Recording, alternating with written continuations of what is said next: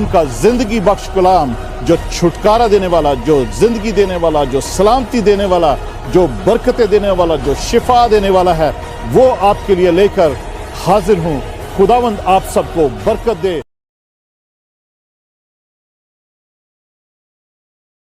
खुदावन तेरा शुक्र हो, तेरी तारीफ हो, तेरी हमद हो। खुदावन प्यारे स्वानी बाप, हम तेरी शुक्रगुजारी करते हैं। तेरे कलाम को जब पढ़ा गया खुदावन यस्सु, तेरी शुक्रगुजारी करते हैं, और जैसा तेरे कलाम में लिखा है खुदावन, हम तेरी शुक्रगुजारी करते हैं कि खुदावन हम जब उसको सीखते हैं तो खुदावंद जैसा तेरे कलाम में लिखा है खुदावंद कि काहन यानी खुदावन के खादम ड्योड़ी और कुर्बान गाह के दरमियान गिरियाजारी करें और कहें कि ऐ खुदावंद अपने लोगों पर रहम कर और अपनी मिरास की तौहीन ना होने दे। ऐसा ना हो कि दूसरी कौमें उन पर हुकूमत करें और वो उम्मतों के दरमियान क्यों कहें कि उनका खुदा कहाँ है। खुदावंद हम तेरी हजूरी में आए हैं, तू हमारे दरमियान में है। खुदावंद अपनी मिरास की तौहीन ना होने दे। खुदावंद अपने लोगों पर रहम कर, क्योंकि जैसे हमने अभी तेरे खुदावंद ज़बूर में खुदावंद गाया है कि तू नहायत ही रहीम और करीम खुदावंद है। तू नहायत ही रहीम खुदावंद है।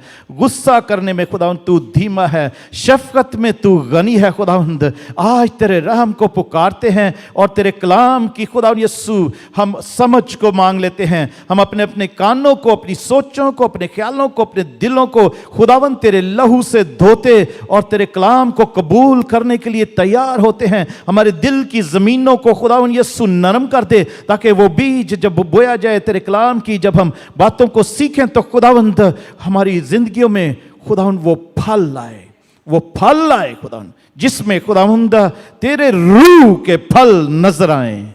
खुदावंद तेरा शुक्र हो। मैं अपने आप को भी तेरे हाथों में देता हूं, अपने तेरे लोगों को भी, और खुदावंद तमाम उन लोगों को भी जो फेसबुक और यूट्यूब पर भी खुदावंद हमारे साथ इस इबादत में हैं या बाद में इस इबादत में शामिल होते हैं। सबको खुदावंद तू आज छू और सबकी खुदावंद यस्सु घरों में बरकत दे। खुदावंद सबके लिए खुदावंद तेरा आसमान खुला रहे। वाईफाई सिग्नल्स को खुदावंद तेरे लहू का बपतिस्मा देते हैं खुदावंद यस्सु, और हम तेरी शुक्रगुजारी करते हैं कि तुम्हारे दरमियान में मौजूद है। और ये तेरी शुक्रगुजारी करते हुए हम ये दुआ तेरे यीशु नाम में मांगते और पा लेते हैं। आमीन, आमीन, हालेलुया। सब बैठ सकते हैं। Praise God, praise God, hallelujah, praise God. हमने सीखा था कि इसमें कुछ पॉइंट्स हैं योएल नबी के सहीफे में जो कि हम सीखेंगे और उनके उसी के थ्रू चलेंगे। अगर हम पीछे जाते हैं तो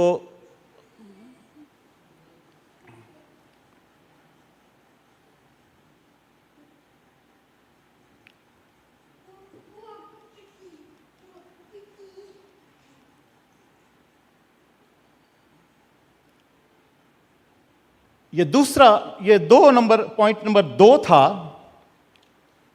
और इसमें रिक्वेस्ट करता है खुदा का पाखरू लोगों से रिक्वेस्ट कर रहा है कि वो मातम और रोजे का ऐलान करें। Call to mourn and fast, क्योंकि लोग मुसीबत में थे, परेशानी में थे। किस वजह से? अपने गुनाहों की वजह से, अपनी खताओं की वजह से, अपनी गलतियों की वजह से खुदा उनसे दूर था। इसमें चंद एक पॉइंट हमने देखे थे लास्ट टाइम, और आज जब हम दूसरा बाब योएल नबी के सहीफे में दूसरा बाब शुरू करते हैं तो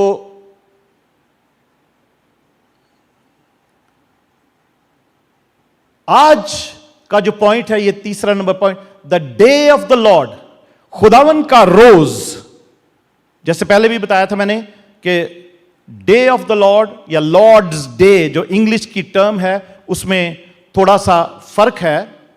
the day of the Lord कहते हैं जो खुदावन का वो दिन जो आने वाला है, जिस दिन खुदावन आएगा और वो उस दिन अलग किस्म का एटमॉस्फेयर होगा, पूरी दुनिया का, आसमान और ज़मीन का, लोगों का, सब कुछ। और लॉर्ड्स डे जो है वो हम संडे को कहते हैं, एतवार को कहते हैं, खुदावन के इबादत के दिन को कहते हैं, हफ्ते के पहले दिन को कहते हैं लॉर्ड्स डे। आमीन।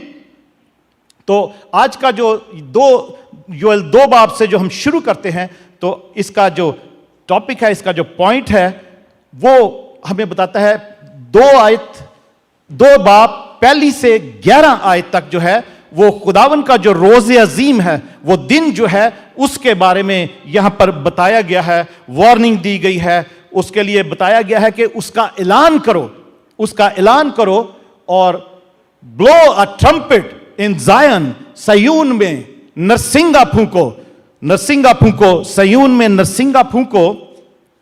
और आइए मैं पास्टर जेकब से रिक्वेस्ट करूंगा कि अगर माइक्रोफोन पर ही यहां पर सामने आ जाएंगे और नरसिंगा हम फूकेंगे, हम सब अपनी आंखों को बंद करेंगे, अपने हाथों को उठाएंगे। जब नरसिंगा फूंका जाता है तो हम खुदावन की उस वार्निंग को, खुदावन के उस ऐलान को, खुदावन की उस बुलाहट को हम लेते हैं, सुनने के लिए तैयार करते हैं अपने आप को, क्योंकि खुदावन का कलाम कहता है सयून में नरसिंगा फूंको, मेरे कोहे मुकद्दस पर सांस बांध कर रोज जोर से फूंको, मुल्क के तमाम बशिंदे थरथराएं, क्योंकि खुदावन का रोज चला आता है बल्कि आ पहुंचा है। खुदावन का रोज चला आता है बल्कि आ पहुंचा है। आइए अपनी आंखों को बंद करेंगे और हम उस बुलाहट को, जो खुदावन की बुलाहट है, नरसिंगा फूंकने की वसीला से, कि वो हमें जो कुछ बताना चाहता है हम उसको सुनने के लिए तैयार हो।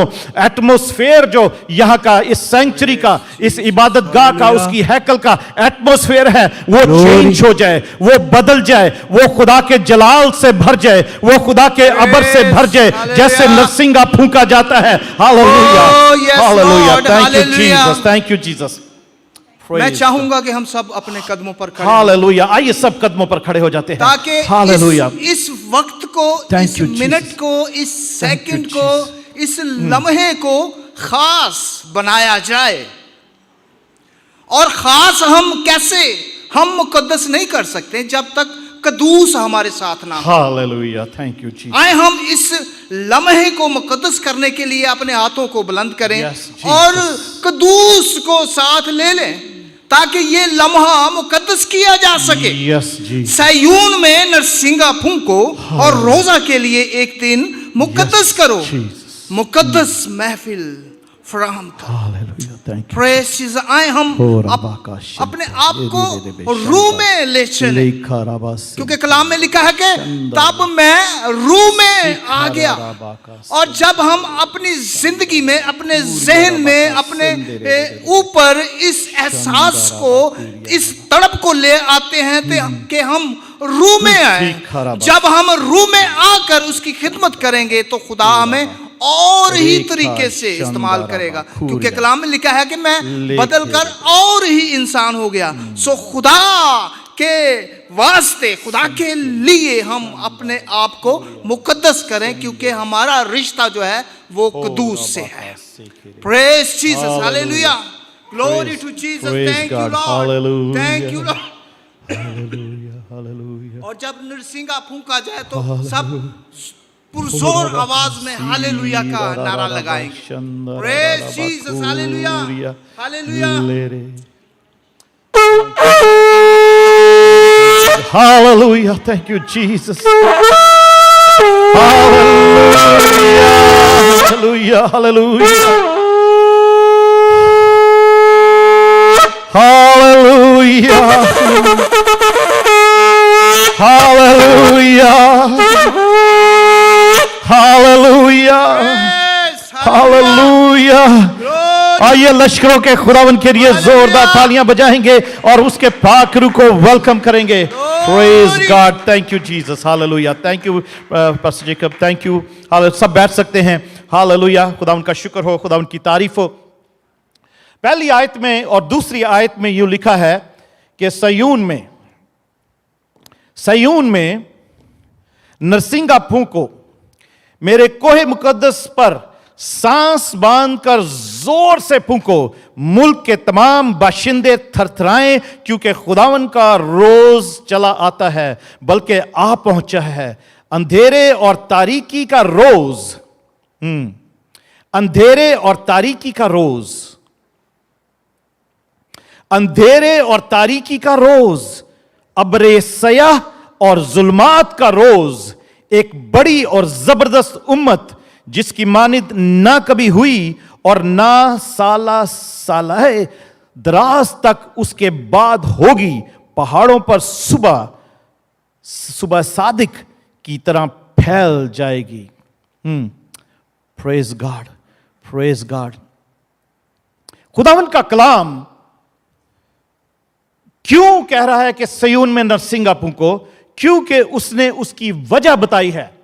खुदा क्यों कह रहा है योएल नबी की मार्फत के सयून में नरसिंगा फूंको? नरसिंगा फूंकने का मकसद यही है कि कॉल करो लोगों को वार्निंग करो, लोगों की अटेंशन जो है उसको अटेंशन को उस तरफ लगाओ, लोगों के ख्याल को, ध्यान को उस तरफ लगाओ जो कि खुदा कह रहा है कि मैं कहने वाला हूं, जो मैं बताने वाला हूं कि वो क्या है। वो ये बात है, क्यों नरसिंगा फूंकना है, क्यों ऐलान करना है, क्यों लोगों की अटेंशन लेनी इस कलाम की तरफ या इस पैगाम की तरफ जो योएल नबी की मार्फत दिया जा रहा है लोगों को।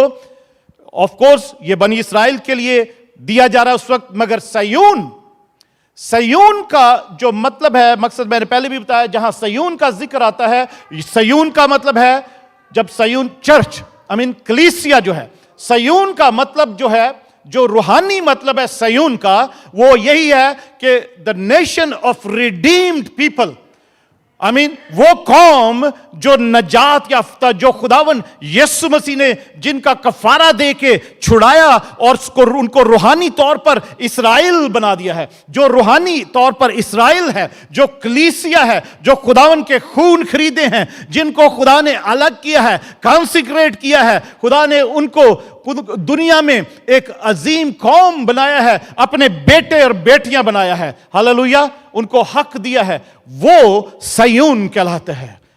तो कलीसिया, जहां पर सयून का जिक्र आए वो कलीसिया है, और बाकी जो लिटरल मीनिंग सयून के है वो सयून जो जैसे पुराने जहां पर मॉन्यूमेंट्स हैं या जो होली प्लेसेस हैं यरूशलेम के इर्द गिर्द, उसको भी सयून कहते हैं। यरूशलेम को इटसेल्फ भी, यरूशलेम जो है उसको भी, पूरे यरूशलेम को भी सयून कहते हैं। और उस पहाड़ पर जो मोरिया का पहाड़ है, जहां पर इब्राहिम ने अपने बेटे को कुर्बान करने के लिए वो ले गया, और वहां पर उसने, खुदा ने बर्रा मुहैया किया और उसके बाद वहां पर हैकल सुलेमानी भी तामीर की गई, जो 70 AD में जिसको खत्म कर दिया गया, उसको भी सयून कहते हैं।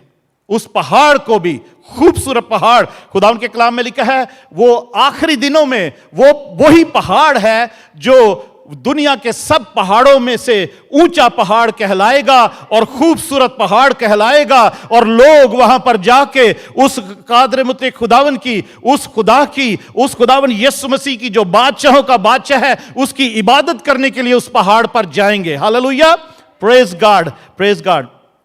तो सयून में, तो इसलिए अगर नरसिंगा फूंका गया है तो ये कलीसिया के लिए, ये बात यहां पर मैं बताना चाहता हूं, यहां पर मैं कलीसिया को लेकर आना चाहता हूं, क्योंकि ये आज के दौर में अगर हम सीख रहे हैं तो ये कलीसिया के लिए मैं बताना चाहता हूं कि खुदावन चाहता है कि सयून में नरसिंगा फूंका जाए, क्योंकि आगे जो बातें हैं वो भी कलीसिया के लिए ही है, कलीसिया के लिए हैं। आगे जब हम सीखेंगे बहुत सारी बातों को, वो भी कलीसिया के लिए हैं।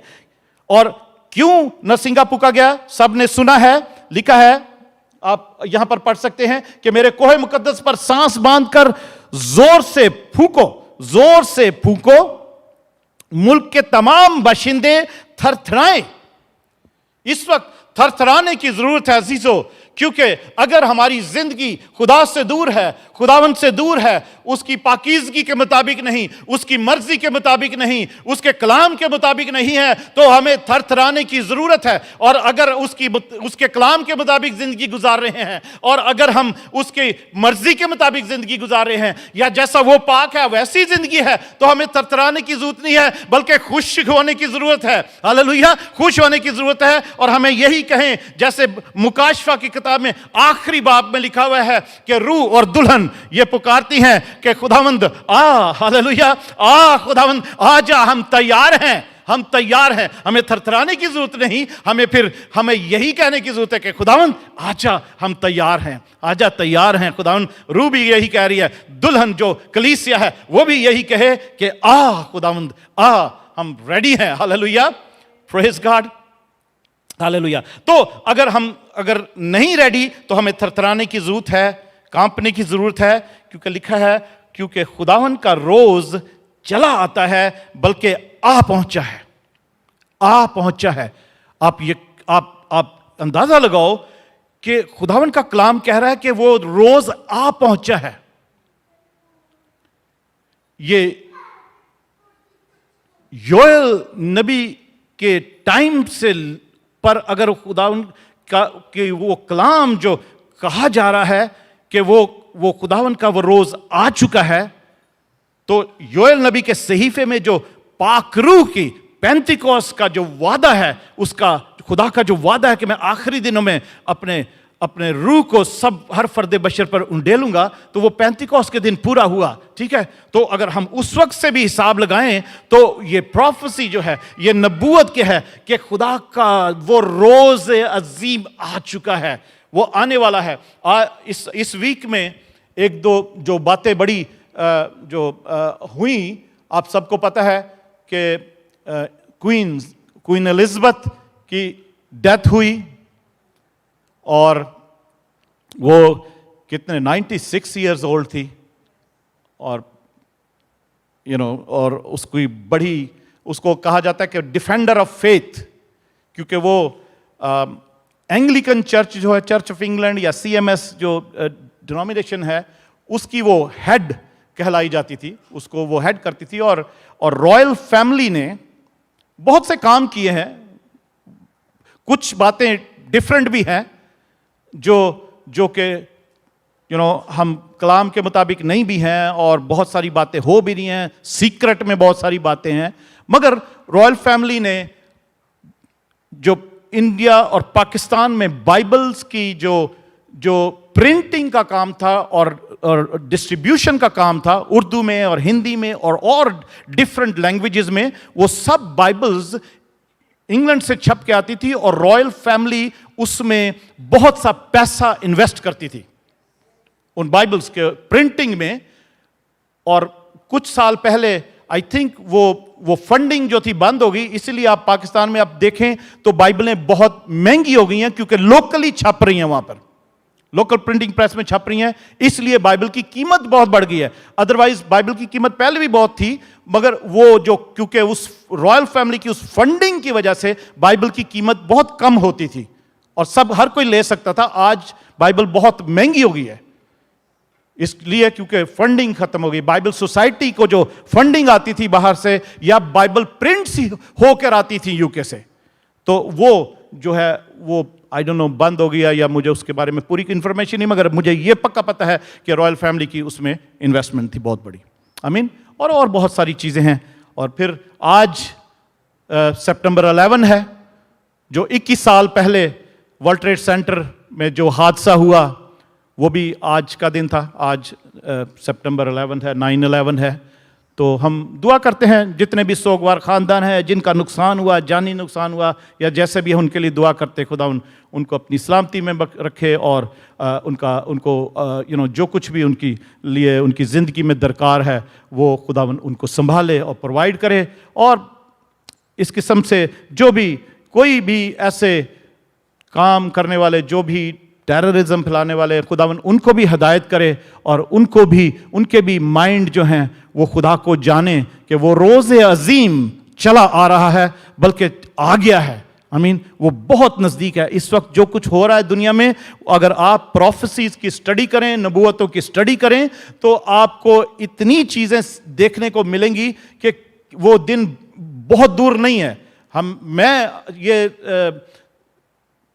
सोचता हूँ कभी कभी हालात को देख के कि शायद हम सब जो बैठे हैं ना, हमारी ज़िंदगी में ही शायद वो दिन आ जाए।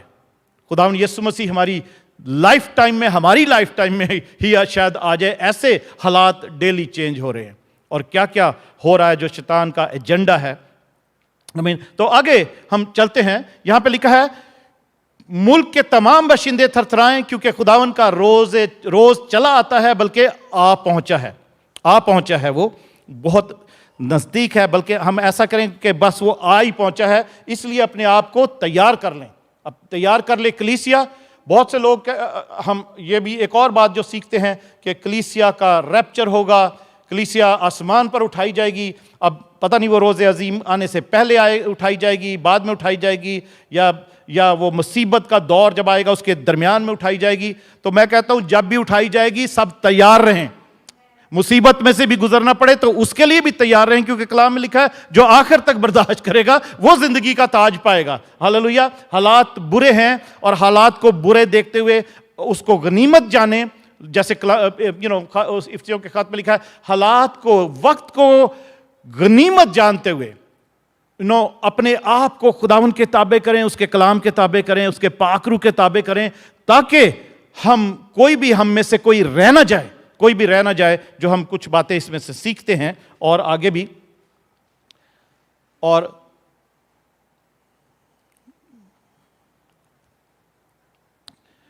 गेब इज नॉट गोइंग। दूसरी आयत है, उसमें लिखा है, जैसे इसमें लिखा है कि खुदावन का रोज आने वाला है और वो चला आता है। दूसरी आयत में लिखा है, अंधेरे और तारीकी का रोज, अब्र सयाह और जुल्मात का रोज। अंधेरे और तारीकी का रोज, अब्र सयाह और जुल्मात का रोज।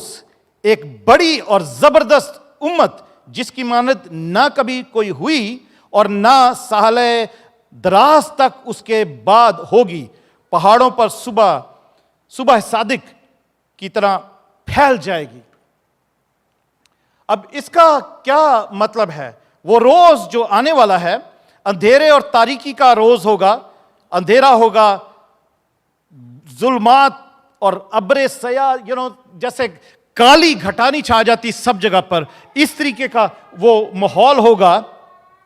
और उसको अगर हम उसमें मत्ती की अंजील में पढ़ें, जो ये तो योएल नबी कह रहा ना, तो खुदावन यीशु मसीह से जब शागिर्दों ने पूछा था, मत्ती 24 बाब में हम पढ़ते सीखते हैं कि वो दिन कब आएगा और तू कब आएगा खुदावन, और तेरे आने की वो क्या निशानियां होंगी। तो खुदावन यीशु मसीह मत्ती 24 बाब में वो सारी निशानियां बताते हैं, वो सब कुछ एक्सप्लेन करते हैं। तो मत्ती 24 बाब और उसकी 29 आयत में अगर हम पढ़ते हैं तो लिखा है, खुदावन यीशु मसीह खुद बता रहे हैं इस बात को, ठीक है, ये हम योएल नबी के सहीफे में पढ़ रहे हैं, मगर खुदावन यीशु मसीह ने खुद अपने आने की ये निशानी बताई, और वो दिन बताया कि और फौरन उन दिनों की मुसीबत के बाद सूरज तारीक हो जाएगा।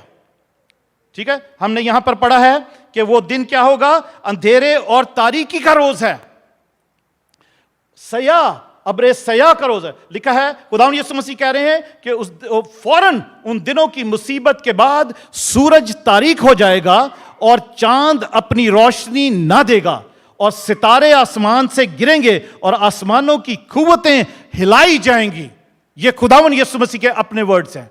वो दिन जिसके बारे में शागिर्द पूछ रहे थे, और हर एक का ये सवाल होता है कि वो दिन कब आएगा। हम बचपन से सुनते आ रहे हैं, अभी तक तो नहीं आया वो दिन, मगर वो बहुत नजदीक है वो दिन। हालात के मुताबिक मैं कह सकता हूं, और बहुत से स्कॉलर्स, बहुत से जो थियोलॉजियंस हैं, जो प्रोफेसीज की स्टडी करते और उनको एक्सप्लेन करते हैं, एक्सप्लोर करते हैं, वो ये बातें ऑब्जर्व कर रहे हैं, उन पर गौर कर रहे हैं कि वो दिन कितना नजदीक है। आमीन। तो ये खुदावन यीशु मसीह इस बात को बता रहे हैं और कह रहे हैं। और उसके बाद और 30 आयत जो है 24 बाब की 30 आयत, उसमें लिखा है, और उस वक्त इब्ने आदम का निशान आसमान पर दिखाई देगा। इब्ने आदम का निशान आसमान पर दिखाई देगा, और उस वक्त जमीन की सब कौमें छाती पीटेंगी और इब्ने आदम को बड़ी कुदरत और जलाल के साथ आसमान के बादलों पर आते देखेंगी सब कौमें। आमीन, हालेलुया। वो दिन जल्द आने वाला है। इसको बहुत सारी जगहों पर नहीं प्रीच किया जाता, बताया नहीं जाता, और इस पर नहीं गौर किया जाता, क्योंकि डिफरेंट चर्चेस की डिफरेंट बातें हैं, और कभी कभी इब्लीस भी नहीं चाहता कि उसको प्रीच किया जाए इन बातों को, कि वो दिन आने वाला है, क्योंकि इस दिन की वजह से इब्लीस भी देखता है कि लोगों को पता लग गया तो लोग तौबा कर लेंगे, अपने आप को, अपनी जिंदगी चेंज कर लेंगे, और इब्लीस की जो चाहता है कि वो हेल में ज्यादा से ज्यादा लोगों को ले जाए, हेल की पॉपुलेशन कम हो जाएगी और हेवन की पॉपुलेशन बढ़ जाएगी। हालेलुया। मगर खुदावन चाहता है, खुदावन का पाकरू चाहता है कि आसमान में जो उसका स्वर्ग है, जो उसका हेवन है, जो उसकी जन्नत है, जो उसकी फिरदौस है, उसकी पॉपुलेशन ज्यादा से ज्यादा हो। हालेलुया। उसकी पॉपुलेशन ज्यादा से ज्यादा हो, और खुदावन चाहता है कि कोई भी किसी की भी वो हलाकत नहीं चाहता, वो चाहता है हर एक की तौबा तक नौबत पहुंचे। हालेलुया। ताकि हेल की जो पॉपुलेशन है उसको जितना कम किया जा सके उतना ही अच्छा है, और इसलिए ये प्रीचिंग जरूरी है। और हम ये जो वर्ड बुक बाय बुक जा रहे हैं, चैप्टर बाय चैप्टर हम चल रहे हैं इसकी बाइबल को खत्म करने के लिए, हम इसमें बहुत सारी चीजें सीखेंगे भी और सीख भी रहे हैं। हालेलुया। तो खुदावन का कलाम कहता है मत्ती की इंजील में कि उस वक्त आसमान, इब्ने आदम का निशान आसमान पर नजर आएगा, आसमान पर नजर आएगा, और सब कौमें देखेंगी, और वो निशान खुदावन यीशु मसीह आसमान पर नजर आएंगे और सबको नजर आएंगे। और आई डोंट नो, वो मैं कभी कभी सोचता हूं, अंदाजे लगाता हूं किस तरीके से नजर आएंगे। कभी कभी ये भी सोच में आता है कि क्योंकि इस वक्त मीडिया का दौर है, कहीं भी एक जगह पर भी ऐसा कुछ होता है तो सारी दुनिया देखती है उसको, चाहे वो दिन है रात है। फिर कभी मैं सोचता हूं कि आसमान में जब 24 घंटे होते हैं दुनिया, क्योंकि जो घूमती है, तो एक ही जगह एक निशान हो तो वो 24 घंटों में पूरी दुनिया उस चीज को देख लेती है। जैसे चांद को देख लेती है, सूरज को देखती है, तो 24 आवर्स में वो कंप्लीटली एक फर्द दुनिया का जो है वो देख लेता है। जिनके पास मीडिया नहीं भी है, जिनके पास टीवी या फोन या कुछ नहीं भी है, वो भी देख लेते हैं, क्योंकि वो आसमान में, उनको किसी फोन की या किसी इंटरनेट की जरूरत नहीं होती, वो आसमान में सब कुछ नजर आ रहा है। तो बहुत से ख्यालात आते हैं, आपकी जिंदगी में भी आते होंगे, बहुत से लोगों के भी जिंदगी माइंड में ऐसे ख्यालात आते हैं कि किस तरीके से सारी दुनिया उस निशान को देख पाएगी। तो आगे चलते हैं हम, योएल 2 बाब की 11 आयत में चलते हैं, और 11 आयत में लिखा है, और खुदावंद अपने लश्कर के सामने ललकारता है, क्योंकि उसका लश्कर बेशुमार है और उसके हुक्म को अंजाम देने वाला जबरदस्त है, क्योंकि खुदावंद का रोज़े अजीम नहायत खौफनाक है। कौन उसकी बर्दाश्त कर सकता है? कौन उसकी बर्दाश्त कर सकता है? अभी हमने जो दूसरी आयत में पढ़ा था उसमें लिखा है कि वो एक बड़ी और जबरदस्त उम्मत जिसकी मानिद ना कभी हुई और ना साले दराज तक उसके बाद होगी, पहाड़ों पर सुबह सादिक की तरह फैल जाएगी। और 11वीं आयत में लिखा है, और खुदावंद अपने लश्कर के सामने ललकारता है, क्योंकि उसका लश्कर बेशुमार है और उसके हुक्म को अंजाम देने वाला जबरदस्त है, क्योंकि खुदावंद का रोज़े अजीम नहायत खौफनाक है। कौन उसकी बर्दाश्त कर सकता है? कौन उसकी बर्दाश्त कर सकता है? अजीजों, अगर जब हम इस आयत को पढ़ते हैं योएल नबी के सहीफे में, तो अगर हम बाइबल पढ़ते हैं, अगर आप बाइबल पढ़ते हैं, तो आपको कुछ और बातें खुदावंद यीशु मसीह की भी याद आ सकती हैं। आज मैं थोड़ा सा आपको बताता हूं।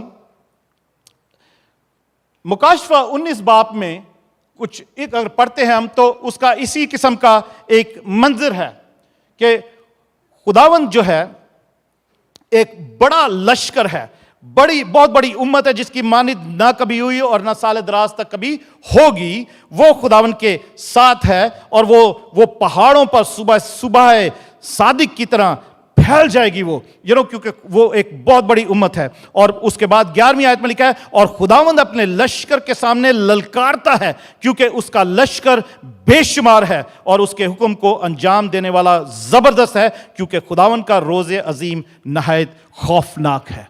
खौफनाक पता किसके लिए है? खौफनाक गुनाहगार लोगों के लिए है। खौफनाक उन लोगों के लिए है जो रैप्चर में उठाए ही नहीं गए, जो रह गए हैं। वो उनके लिए है जो उसको आसमान में खुदावन का, इब्ने आदम का निशान देखकर छाती पीट रहे हैं। उनके लिए खौफनाक है कि अब क्या होगा, अब क्या होगा। पास्टर डेरिक और तरह के पास्टर्स वो चिल्ला के ऑनलाइन भी, अपने चर्च में भी, पुलपिट पे भी, घरों में, बातों में भी रो के चिल्ला के कहते रहे, नरसिंगा फूंकते रहे हैं कि वो दिन आने वाला है, तौबा कर लो, अपनी जिंदगी को ठीक कर लो। उनके लिए ये खौफनाक दिन है। पर जो लोग खुदावन के लोग जिस उसकी मर्जी के मुताबिक, उसके कलाम के मुताबिक जिंदगी गुजारते हैं, उनके लिए वो खौफनाक दिन नहीं है, उनके लिए वो खुशी का दिन है। हालेलुया, उनके लिए वो खुशी का दिन है। और आगे अगर हम पढ़ते हैं,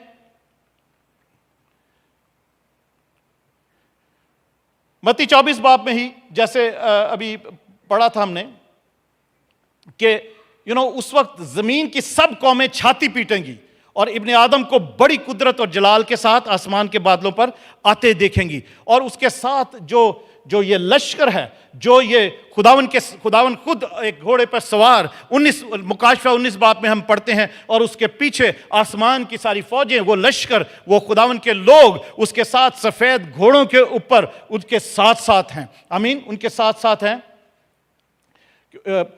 मुकाशफा 19 बाब में अगर हम पढ़ते हैं तो लिखा है, और आसमान की फौजें सफेद घोड़ों पर सवार और सफेद और साफ महीन कतानी कपड़े पहने हुए उसके पीछे पीछे हैं। हालेलुया, उसके पीछे पीछे हैं वो सारी आसमान की फौजें जितनी भी हैं, और कौमों के मारने के लिए उसके मुंह से एक तेज तलवार निकलती है। यह खौफनाक बात है। हालेलुया, ये खौफनाक बात है। मगर मैं आपको बताना चाहता हूं, ये कलीसिया के लिए नहीं है। जो कलीसिया खुदावन के लहू से खरीदी गई, धुली गई, तो उसके लिए तैयार है। उसने, दुल्हन ने अपने आप को तैयार कर लिया है। वो दुल्हन, वो लोग, वो कलीसिया, वो पहले से खुदावन के साथ ही होगी। हालेलुया। थस्सलुनीकियों के खत में हम पढ़ते हैं ना, जब अक्सर फ्यूनरल्स पर या मेमोरियल सर्विसेज पर, ज़्यादातर फ्यूनरल्स पर हम वो स्क्रिप्चर पढ़ते ना, पहला थस्सलुनीकियों 4 बाब में, कि खुदावंद खुद बड़ी ललकार के साथ, नरसिंगे की आवाज़ के साथ, ललकार के साथ वो खुद उतर आएगा, और वो लोग जो पहले खुदावंद में सो गए हैं ना, उनको वो साथ ले आएगा। आमीन, साथ ले आएगा। खुदावंद के कलाम एक मिनट में आपको पढ़ के बताता हूँ एग्जैक्टली वर्ड्स जो हैं। पहला थस्सलुनीकियों उसका 4 बाब, हम अक्सर जब ये पढ़ते हैं तो लिखा है कि 14 ऐसे, क्योंकि जब हमें ये यकीन है कि यीशु मर गया और जी उठा, तो उसी तरह खुदा उनको भी, गौर से सुनिएगा, खुदा उनको भी जो सो गए हैं यीशु के वसीला से उसी के साथ ले आएगा। तो विच मीन्स के जो सो गए हैं खुदावन यीशु मसीह, खुदावन में, खुदा उन सब लोगों को, हम कहते हैं ना कि अब कोई भी किसी की डेथ होती, किसी बिलीवर की, विश्वासी की, ईमानदार की, जो इस दुनिया से चले जाते, तो हम कहते हैं कि वो खुदावन के आराम में दाखिल हो गया, वो खुदावन के पास है। आमीन। तो वही यहां पर लिखा हुआ है कि खुदावन जिस दिन आएगा तो वो लोग ऑलरेडी उसके साथ होंगे, और खुदा यीशु मसीह के वसीला से उन सब को उसके साथ ले आएगा। वो एक बड़ी कौम और एक बहुत बड़ी उम्मत होगी, जो वो फैल जाएगी पहाड़ों पर, जो इससे पहले किसी ने ना देखी है, ना किसी के ख्याल में आया। वो इतनी बड़ी उम्मत होगी। और फिर यहां पर लिखा है, एक और चीज लिखी है, वो ले आएगा साथ, चुनाचे हम तुमसे खुदावन के कलाम के मुताबिक कहते हैं कि हम जो जिंदा हैं और खुदावन के आने तक बाकी रहेंगे, सोए हुए से हरगिज आगे ना बढ़ेंगे, क्योंकि वो तो ऑलरेडी खुदावन के साथ आ रहे हैं। हम जो जिंदा हैं, हम आगे नहीं बढ़ेंगे, बल्कि वो पहले खुदावन के साथ हैं, और वो पहले उसके पहले ही वो उसके साथ आ रहे हैं। हालेलुया। वो जब वो आएगा तो आगे लिखा है, क्योंकि खुदावन खुद आसमान से ललकार और मुकर्रब फरिश्ते की आवाज और खुदा के नरसिंगे के साथ उतर आएगा। आमीन। खुदावंद खुद आसमान से ललकार, आसमान से क्या? ललकार, जो हमने अभी पढ़ा था 11वीं आयत में योएल नबी की, लिखा है, और खुदावंद अपने लश्कर के सामने ललकारता है, क्योंकि उसका लश्कर बेशुमार है और उसके हुक्म को अंजाम देने वाला जबरदस्त है। खुदावंद जब आएगा, यहां पर हम थसलनीकियों के खिताब में भी पढ़ते हैं, और हर दफा यह हवाला पढ़ा जाता है जब भी किसी की फ्यूनरल पे जाते हैं, किसी की डेथ होती है, हम तो ये हवाला हमारी और हम सब की ईमानदारों की हौसला अफजाई के लिए, एक दूसरे को तसल्ली देने के लिए यह हवाला पढ़ा जाता है। लिखा है कि खुदावंद खुद बड़े ललकार के साथ और नरसिंगे की आवाज के साथ वो उतर आएगा। आमीन। हालेलुया। आप देखें कि किस तरीके से ये प्रोफेसी, ये खुदावंद के आने के साथ मैच हो रही है, और हम नए आदनामे में ये सब कुछ देखते हैं प्रोफेसी में इस कलाम के मुताबिक। और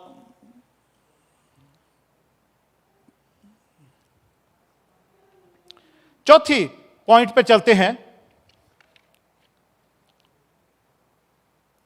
यहां तक जो तीसरा पॉइंट था वो क्या था? वो बताया जा रहा है, the day of the Lord, खुदावन का वो रोज अजीम, जिस दिन खुदावन यीशु मसीह ने आना है, उस दिन के बारे में यहां पर बताया गया है।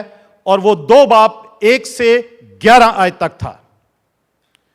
और इस टाइम पर मेरे ईमान के मुताबिक, और बहुत से खुदा उनके खादिम हैं, स्कॉलर्स जो हैं, थियोलॉजियंस हैं, उनके मुताबिक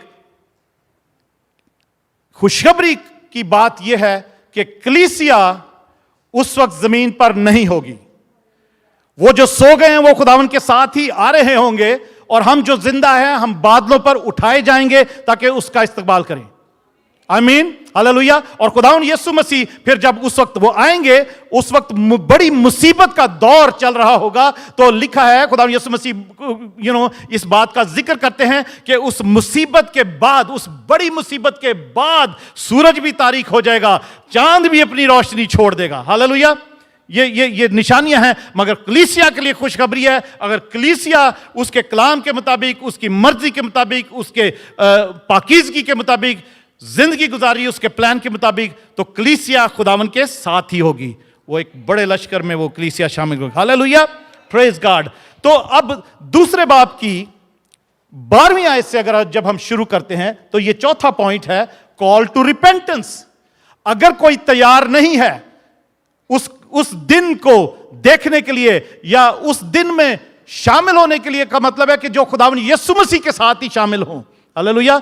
छाती पीटने वालों में ना हो, बल्कि यीशु के साथ हो, जो निशान आसमान पर दिखाया जा रहा है। हालेलुया। तो जो जो जो जो तैयार नहीं है उनके लिए रिपेंटेंस का टाइम है।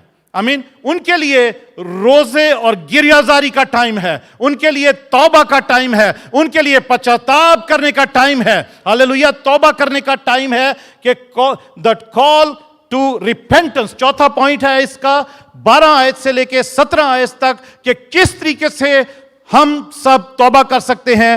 और जो हवाला बैन नसरीन ने पढ़ा है, ये उस हवाले की बात आती है, क्योंकि वो बहुत जरूरी हवाला था, इसलिए मैंने उसकी रीडिंग भी कराई है कि हमें पता लगे। आप फिर से जो उसको जाके पढ़ें तो उसमें से चंद एक बातें देखती हैं कि तौबा के लिए इस वक्त बुलाहट है। खुदावन का पाखरू, खुदावन आसमानी बाप, खुदावन यीशु मसीह और सारे उसके जो खादिम हैं, उसके जो शागिर्द हैं, उसका जो कलाम है, उसकी जो बातें हैं, इस वक्त वो ही बुलाहट दे रही हैं, कॉल कर रही हैं कि जो तैयार नहीं है वो तौबा कर ले, अपनी जिंदगी को ठीक कर ले। जोल 2 बाब उसकी 12 आयत से जो ये शुरू होता है, कॉल टू रिपेंटेंस, तौबा के लिए बुलाहट जो है, उसमें 12 आयत में लिखा है, लेकिन, ये जो लेकिन है ना, ये बहुत जरूरी वर्ड है, ठीक है।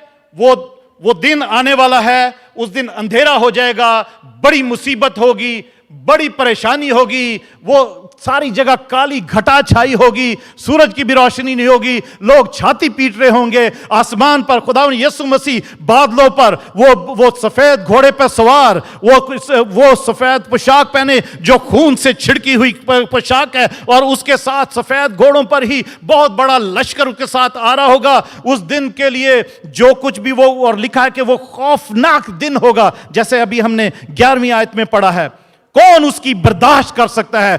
उसके बाद लिखा है लेकिन, बट, लेकिन कलीसिया के लिए और लोगों के लिए, दुनिया के लिए अभी भी चांस है। हालेलुया, आज भी चांस है, जब इस वक्त राइट नाउ 4 बजने में 10 मिनट हैं, घड़ी पर मैं देख रहा हूं, इस वक्त भी, आज सितंबर 11 के दिन भी, आज 4 बजने को 10 मिनट पर भी, आज जब यह ऐलान किया जा रहा है, तो अभी इसी वक्त भी टाइम है, इस वक्त भी टाइम है कि खुदा कहता है लेकिन खुदावन फरमाता है। कौन फरमाता है? खुदावन फरमाता है। इट्स नॉट मी, मैं नहीं फरमा रहा, यह खुदावन फरमाता है, लेकिन खुदावन फरमाता है। बेशक वो दिन खौफनाक दिन है, कौन उसकी बर्दाश्त कर सकता है। खुदावन फरमाता, लेकिन खुदावन फरमाता है, अब भी पूरे दिल से, अब भी पूरे दिल से और रोजा रखकर और गिरयाजारी और मातम करते हुए मेरी तरफ रुजू लाओ। हालेलुया। खुदावन क्या कह रहा है? अब भी आज ही वो दिन है। Today is the day. Now is the time. It's a call for repentance. तौबा के लिए बुलाहट है खुदावन की, कि अब भी वो टाइम है, अब भी वो दिन है। जितने भी लोग मेरे साथ, हमारे साथ इस वक्त YouTube पर, Facebook पर हैं, अब इस इबादत को शेयर करें अपने लोगों के साथ, अपने दोस्तों के साथ, अपने अजीजों के साथ, अपने फ्रेंड्स के साथ, अपने कुलीग्स के साथ इस कलाम को शेयर करें कि आज, अब भी वो दिन है, अब भी वो दिन है। आज इस वक्त, जिस वक्त ये कलाम सुनाया जा रहा है, अब भी वो दिन है। खुदावन फरमाता है कि अब भी पूरे दिल से और रोजा रखकर और गिरयाजारी और मातम करते हुए, रोते हुए मेरी तरफ रुजू लाओ। खुदावन कह रहा है, मेरी तरफ फिरो, रिटर्न टू मी, वापस आओ, यू टर्न लो। रुजू, मेरी तरफ रुजू का मतलब है कि हम अपनी उस जिंदगी से तौबा करें जो खुदावन की मर्जी के मुताबिक नहीं है, और खुदावन की तरफ रुजू लाओ। और 13वीं आयत में लिखा है, और अपने कपड़ों को नहीं बल्कि दिलों को चाक करके। पुराने अहदनामे में हम पढ़ते हैं, जब भी कोई मुसीबत, दुख, तंगी का वक्त होता था या कोई बुरी खबर आती थी, तो लोग अपने कपड़े फाड़ लेते थे और टाट ओढ़कर राख पर बैठ जाते थे, अपने सिर में भी मिट्टी डाल लेते थे, राख डाल लेते थे। वो एक निशानी थी। मगर इस वक्त खुदावन कह रहा है, ना अपने कपड़े फाड़ने की जरूरत है, ना अपने दिलों को चाक करने की जरूरत है। दिलों को चाक करो करके खुदावंद अपने खुदा की तरफ मतवज्जो हो, यानी खुदावंद की तरफ ध्यान करो, क्योंकि वो रहीम और मेहरबान, कहर करने में धीमा और शफकत में गनी है। हमने अभी ज़बूर गाया है, बड़ी जोश से गाया है, क्योंकि हम वो बचपन से सब गा रहे हैं, सबको वो ज़बूर आता है, और हम खुशी से गाते हैं कि हमारा खुदावन रहीम और करीम है, कहर करने में धीमा और शफकत में गनी है। आमीन। तो यहां पर वही बात लिखी हुई है। खुदावन कह रहा है कि दिलों को चाक करके खुदावन की, अपने खुदा की तरफ मतवज्जो हो, क्योंकि वो रहीम और मेहरबान, कहर करने में धीमा और शफकत में गनी है। शफकत में गनी है और अजाब नाज़िल करने से बाज रहता है। अजाब नाज़िल करने से बाज रहने का क्या मतलब है? कि वो नहीं चाहता कि हमारी कोई गलत, हमारी जिंदगी अगर चल रही है ना, तो हमें उसकी वो सजा दे, हम अगर कोई गलत काम कर रहे हैं ना, तो हमें वो सजा दे, वो चाहता नहीं है, वो नहीं चाहता। पर होता क्या है, हम कुछ गलत हमारी जिंदगी में चल रहा है या हम गलत कर रहे हैं ना, तो खुदा नहीं चाहता कि वो हमें सजा दे, पर इब्लीस चाहता है कि हमें सजा मिले। इसलिए खुदा हमारी, क्योंकि खुदा उनके कलाम में लिखा है ना कि वो इतना पाक है कि वो बदी को देख भी नहीं सकता, तो खुदा हमारी तरफ से अपनी नजरें हटा लेता है अगर हमारी जिंदगी बदी में गुजर रही है तो बट जब खुदा की नजरें हमसे दूर हो जाती हैं या हटा लेता है खुदा उस बदी के सबब से, उस नापाकी के सबब से जो हमारी जिंदगी में चल रही है, चाहे वो किसी किस्म की भी है, तो इब्लीस उसका फायदा उठाते हुए हमारी जिंदगी में दाखिल हो जाता है और हमारी जिंदगी को डिस्ट्रक्शन की तरफ, बदी की तरफ और अजाब की तरफ ले जाता है। वो कोई ना कोई ऐसी सजा हमारी जिंदगी में इब्लीस लेके आ जाता है कि लोग समझते हैं कि शायद खुदा की तरफ से ऐसी सजा मिल रही है या खुदा ने हमें सजा दी है, या कभी कभी ना दूसरे लोग किसी शख्स के बारे में कुछ ऐसा हो ना कि कोई किसी शख्स का पता हो कि ये गलत काम कर रहा है, ये ऐसा है, ये वैसा है, इसकी जिंदगी कैसी है। जब लोगों को पता होता है तो अगर उसके ऊपर कोई मुसीबत आ जाए ना, तो लोग कहते हैं देखा इसको सजा मिली, इसको खुदा ने सजा दी है। खुदा ने नहीं सजा दी, क्योंकि यहां पे लिखा है कि खुदा कहर करने से, नाजिल करने से वो बाज रहता है, क्योंकि वो चाहता है कि वो शख्स जो गलत, कुछ भी गलत उसकी जिंदगी में चल रहा है, वो तौबा कर ले और हलाक ना हो। पर इब्लीस, जब खुदा नजरें हटा ले तो इब्लीस को मौका मिलता है, वो उस जिंदगी में आके उसको सजा देता है, उसको खत्म करता है, उसको बर्बाद करता है, उसको गुनाह में डालता है। तो लोग समझते हैं कि खुदा ने सजा दी है, और वो शख्स, वो बहन, वो भाई, वो बच्चा, वो खुद भी इस बात को सोचने लग, शायद उसके माइंड में ये बात आती है कि मैंने ये गलत किया तो खुदा ने मुझे सजा दी है, या खुदा मुझे आजमाइश में से, आजमाइश जरूर हो सकती है मगर सजा नहीं, क्योंकि खुदा के बारे में लिखा है कि वो कहर करने में धीमा और शफकत में गनी है। हम उसकी शफकत के तलबगार रहें और हम उसी के कलाम की, उसी के बातों की तलबगार रहें, तो वो ज़रूर हमें बचाएगा, छुड़ाएगा। आमीन। और आगे चलते हैं, बस 5 मिनट में, 7 मिनट में इसको ख़त्म करते हैं।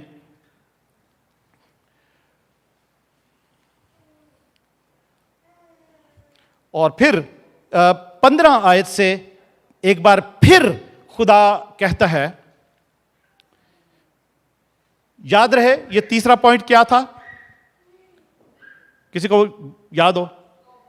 तौबा की बुलाहट, कॉल टू रिपेंटेंस। ठीक है, सॉरी चौथा पॉइंट था ये, सॉरी तीसरा नहीं, चौथा पॉइंट था, कॉल टू रिपेंटेंस, तौबा की लिए बुलाहट।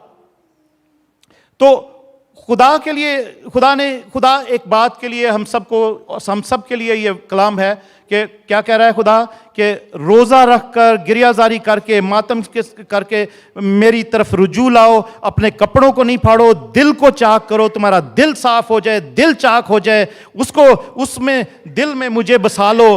खुदावंद अपने खुदा की तरफ मतवज्जो होकर, क्योंकि वो रहीम और मेहरबान, कहर करने में धीमा और शफकत में गनी और अजाब नाजिल करने से बाज रहता है। और फिर से एक बार फिर खुदावंद कहता है 15वीं आयत में कि सयून में नरसिंगा फूंको और रोजे के लिए एक दिन मुकद्दस करो, मुकद्दस महफिल फराहम करो, तुम लोगों को जमा करो, जमायत को मुकद्दस करो। यहां पे तकरीबन 10 बातें लिखी हुई हैं, 15, 16 और 17 आयत में लिखा है क्या करो। इसमें 5 दफा तो करो का लफ्ज आया है, कि मतलब हमें कुछ करना है, और भी दूसरे भी जो बातें हैं वो भी करने के लिए ही हैं। क्या करो, सयून में नरसिंगा फूंको और रोजे के लिए एक दिन मुकर्रर करो। ठीक है, रोजे के लिए एक दिन मुकर्रर करो। जैसे मैंने पहले भी कहा था, 2 हफ्ते पहले भी बताया था कि मैं इस बात के लिए रिक्वेस्ट करता हूं कि कलीसिया हर बुध को अगर रोजा रख सके तो रखें, अपने लिए, अपने खानदान के लिए, अपने बच्चों के लिए, अपने बड़ों के लिए, अपनी कलीसिया के लिए ये सब दुआएं उस रोजे में शामिल करें। और मुझे पता है कुछ लोग, मुझे पता है कि उन्होंने मुझे बताया है कि वो बुध के दिन रोजा रखते हैं। आमीन। तो खुदावंद का कलाम कहता है, एक बार फिर वो कहता है कि सयून में नरसिंगा फूंको। नरसिंगा क्या है? जो मैं कह रहा हूं ये नरसिंगा ही है, समझ लें। ये फूंका जा रहा है कि ये बताया जा रहा है कि ये करना है, खुदावंद ये करने के लिए कह रहा है। वो क्या है? सयून नरसिंगा फूंको के रोजे के लिए एक दिन मुकद्दस करो, मुकद्दस महफिल फराहम करो।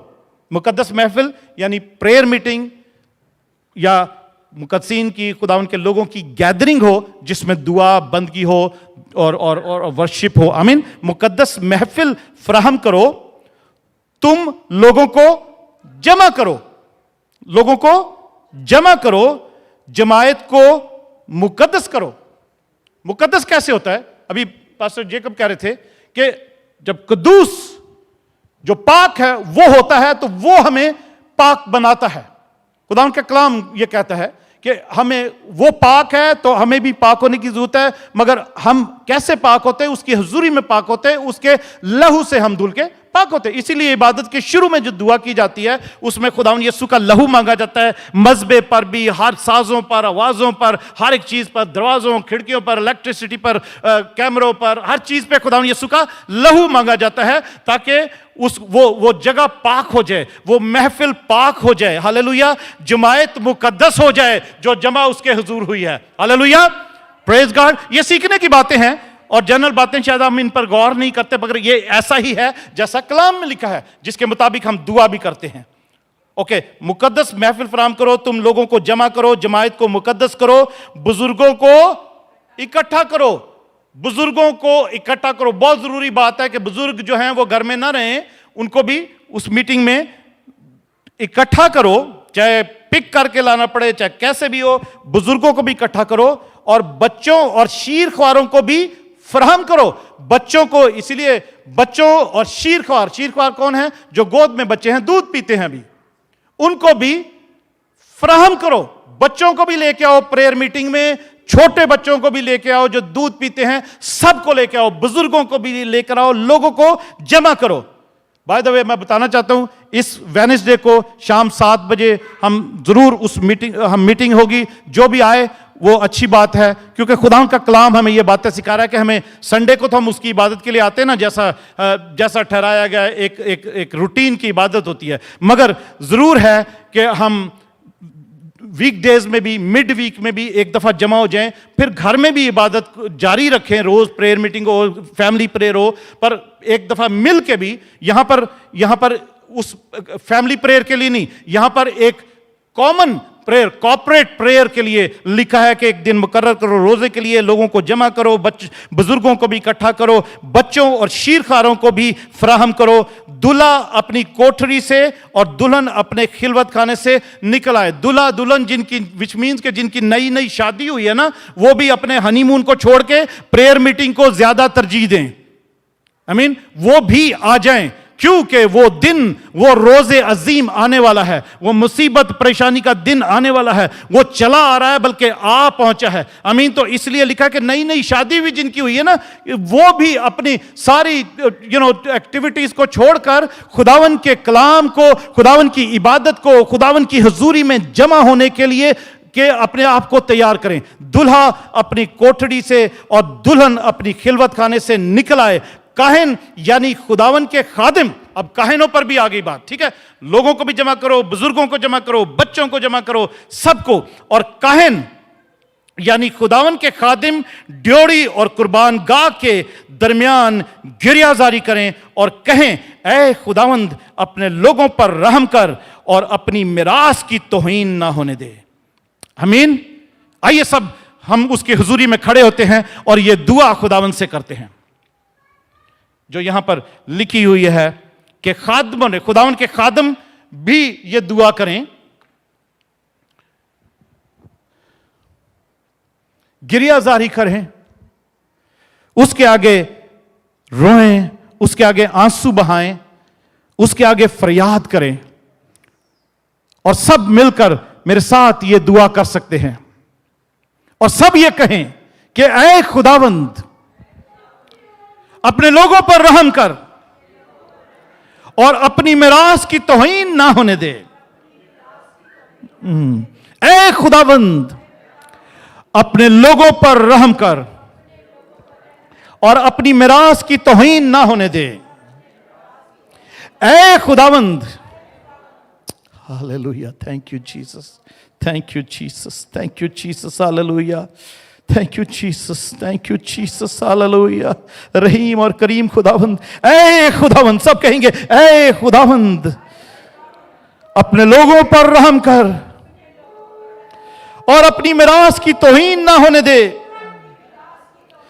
ऐसा ना हो कि दूसरी कौमें उन पर हुकूमत करें और उम्मतों के दरमियान क्यों कहें कि इनका खुदा कहां है।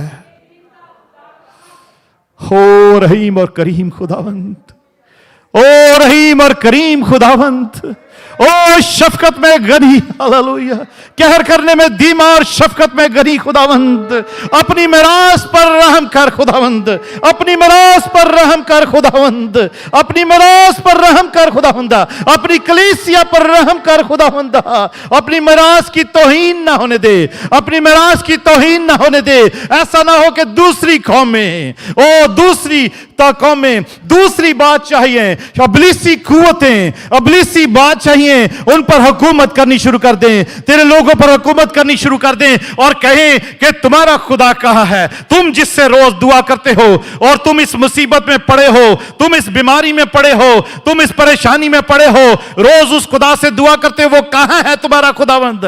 खुदा, हालेलुया, खुदावंद प्यारे आसमानी बाप, हम खुदावंद तेरे पास आते हैं, मैं तेरा खादम तेरे आगे खुदावंद गरियाजारी करता हूं, खुदावंद मैं तेरे लोगों के लिए गरियाजारी करता हूं। हम सब खुदावंद अपने आप को तेरी हुजूरी में लेकर आते हैं, हम सब खुदावन यीशु अपने आंसू बहाते हैं। खुदावन यीशु रहम कर, खुदावन आए प्यारे आसमानी बाप रहम कर, खुदावन पाक रूह रहम कर, अपने लोगों पर रहम कर, अपनी मिरास की तौहीन न होने दे। क्यों वो शैतानी बात चाहते हैं, वो शैतानी एजेंट, वो शैतानी ताकतें, वो शैतानी तासीरें क्यों कहें कि तुम्हारा खुदावन कहां है, इनका खुदावन कहां है। आज खुदावन अपने कलाम को बरसा, अपने रहम को बरसा, अपनी कुदरत को बरसा, अपने लहू से खुदावन अपने लोगों को धो, अपनी आग से लोगों को शुद्ध कर दे, अपनी आग से लोगों को खुदावन यीशु उनकी जिंदगी की हर किस्म की बदी की तासीर, तारीकी की कुव्वतें,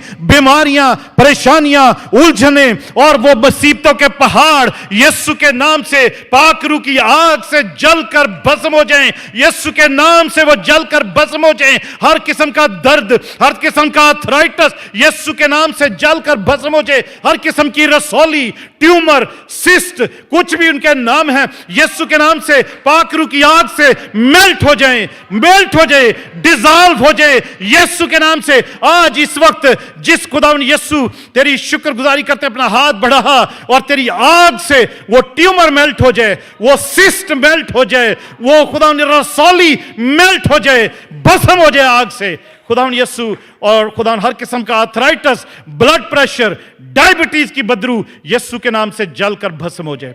हालेलुया, खुदावन तेरा शुक्र हो, तेरी तारीफ हो, तेरी हमद हो। जिंदगी के मालिक हम तेरी शुक्रगुजारी करते हुए खुदावन यीशु हम तेरी हुजूरी में आते हैं। तेरे लोगों ने जो दुआ की है कि खुदावन तू हम पर, अपने लोगों पर रहम कर और अपनी मिरास की तौहीन ना होने दे। खुदावन तूने सुन लिया है, अपने नाम की खातिर, अपने जलाल की खातिर, अपने नाम की बड़ाई की खातिर, अपने कलाम की खातिर, अपनी खुदावन पाकीज़गी की खातिर, तू जो बादशाहों का बादशाह है, अपनी बादशाही की खातिर खुदावन अपने लोगों पर अपने कलाम के मुताबिक रहम कर और खुदावन अपनी मिरास की तौहीन ना होने दे। हालेलुया, कोई भी ये ना कह सके तेरे लोगों को कि तुम्हारा खुदा कहां है। हालेलुया, थैंक यू जीसस, तेरा शुक्र हो ताकि तेरी कलीसिया, तेरी दुल्हन खुदावन अपने आप को मुकम्मल तौर पर तैयार कर ले, जबकि वो रोज़े अजीम खुदावन का वो खौफनाक अब्रे सया से भरा हुआ दिन, जुल्मात से भरा हुआ दिन आने वाला है। खुदावन तेरी कलीसिया उससे डरने की बजाय उससे खुदावन उस दिन के नजदीक आने के लिए खुश हो, क्योंकि हम खुदावन तेरे पास चले जाएंगे। हम तेरे पास ही होंगे। हमसे पहले जो चले गए तुझ में सो गए, हम उससे आगे नहीं बढ़ेंगे, बल्कि तू उनको साथ ले आएगा और हम जो जिंदा होंगे हम बादलों पर उठाए जाएंगे और खुदावन यीशु तेरे साथ बादशाही करने के लिए तैयार होंगे। तेरा शुक्र, तेरी तारीफ करते तेरे यीशु नाम में मांग लेते हैं, आमीन, हालेलुया, प्रेज गॉड। सब बैठ सकते हैं, अपने आप को खुदावन की मेज पर आने के लिए तैयार करेंगे। Hallelujah, thank you Jesus, thank you Jesus, praise God, hallelujah, praise God, thank you Jesus, thank you Jesus.